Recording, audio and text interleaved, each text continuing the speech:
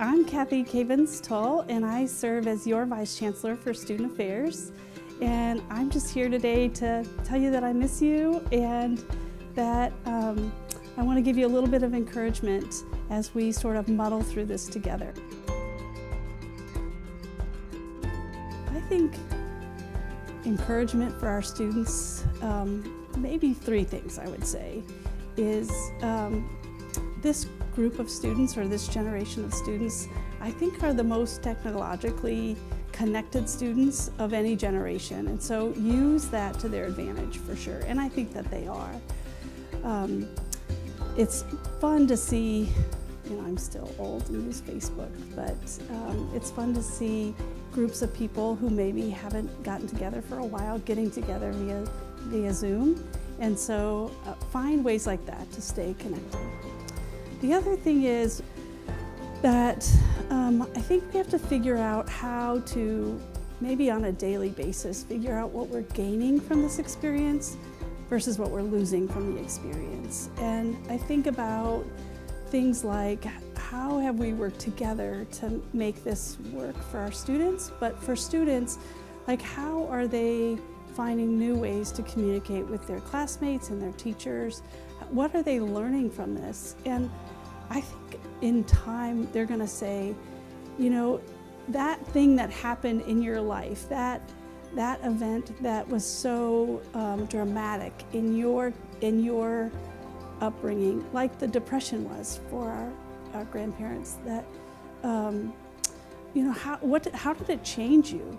And I would say try to figure out on a daily basis, how is it changing our relationships? How is it changing the skills that we've developed, and focus more on what we're gaining and not losing. And then the third thing that I realized maybe over the long weekend is that this process seems like a marathon to me. And at the beginning, there were a lot of people rallying because we had to do things totally different. And the learning curve was very steep, right? And now we're sort of in that middle section where we have to do a lot of running, and we may not yet see the end in sight, but there is an end, and we'll figure that out. And there are some glimmers of light, I think, at this point that we need to hold on to the hope. This is a season of hope, so maybe those are words of encouragement, that we will see the end of this. April's a time when I'm never home at night. I'm at everybody's banquets, listening and cheering them on for all of the leadership and all of the accomplishments that these students have earned over the 4 years. And so to not be in that, I can only imagine what that feels like for seniors who have worked hard and have earned so much. And we are going to make it right, I think, in the summer when it's safer to do that. But know that there are a lot of us who are grieving that loss with you and want to remain connected with you and finish this experience out in a way that is memorable and really feeds their soul, because I think April is a time of such celebration and such joy, and we still want to hear their stories. We still want to celebrate with them. We're just going to have to delay that just a smidge. I'm not quite sure in all of the ways that it will impact TCU, but I think that we've learned that we can be a lot more flexible than we thought. It may help us expand our offerings to students and use our resources in different ways to engage students in learning. So that's a good thing. Our community is so connected. That's what makes us who we are.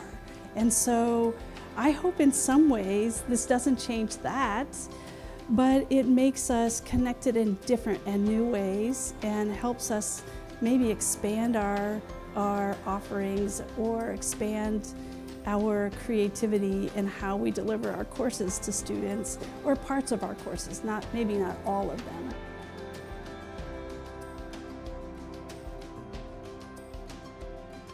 I think higher education is going to shift in big ways. I think before this was occurring, there was some talk about higher education needing to shift.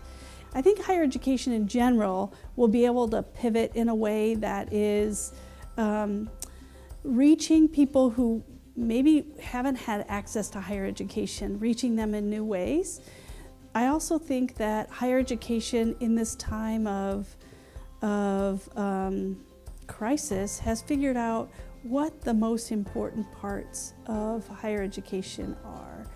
And we have to figure out what it means to attend to those highest priorities, and that is the education of our students and the holistic education. And so higher ed, I think, is going to have to be able to figure out how to use limited resources because of this time of restricted budgets almost, that we have to figure out what's most important and then how do we fund those things. You know, when we started this, we were most concerned about students who were studying in China and Italy. And so we had students over studying in those countries that we needed to get back. And we worked really hard to get them back safely and to try to mitigate the circumstances of their semester abroad and the disappointment that came with having to return.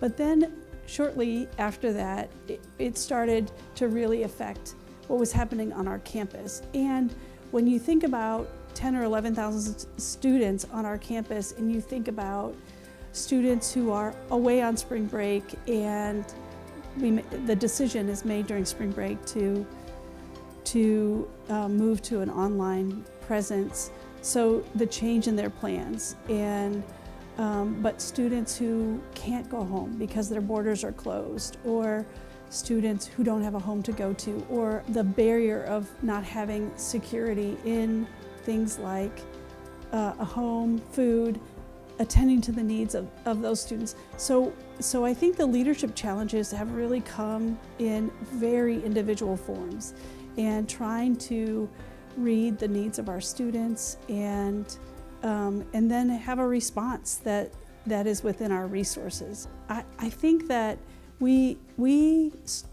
our leadership at the university is focused on our core values. And so first, it is the health and safety of our students, for sure, all the way, students, faculty, and staff. And that is certain. And then the second thing is, how do we help students finish the semester so that they're not losing their credits for this term? And now we set our sights on how do we help give the group of students, like our graduating students, an experience that they deserve. They've worked really hard for that. And so how do we focus our attention on sort of closing out this experience for students who are graduating? And now we're thinking about, how do we bring our students back to us? And what does that community look like? I have to say that being on this campus without students here is just the weirdest thing. And I just want the noise. I can sit in my office and I hear the noise and the rhythms of classes changing and people who are greeting each other in between or yelling across campus, or you hear the sound of a skateboard that comes through, or a ton of things, you know. Even the traffic on University Drive is so light. And so I'm just so looking forward to sort of the rhythm that we have in relation to our students, and just some of the happy noises that come from that. I want to say thanks for taking a few minutes to connect. You know, we're all going through this together, and we care about you and your experience, which is why we have lots and lots of resources online. Go to the TCU website for virtual resources, or call me. or email me at k.cavins@tcu.edu. I look forward to seeing you back in the fall, and for those seniors, I look forward to celebrating with you in August. Go Frogs!